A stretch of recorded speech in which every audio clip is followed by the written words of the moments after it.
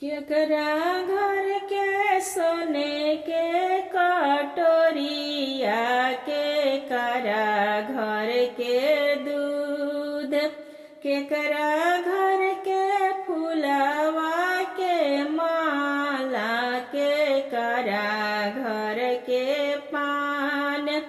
सोनरा घर के सोने के कटोरिया, अहिरू घर के दूध,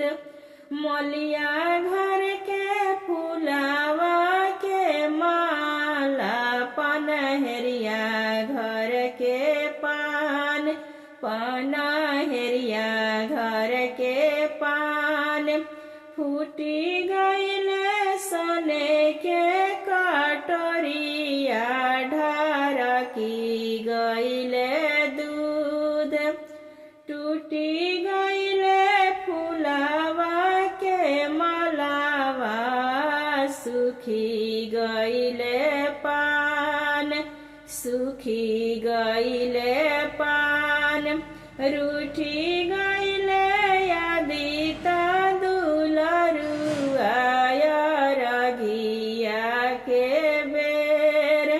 रूसी गईले सूरज दुलरुआ,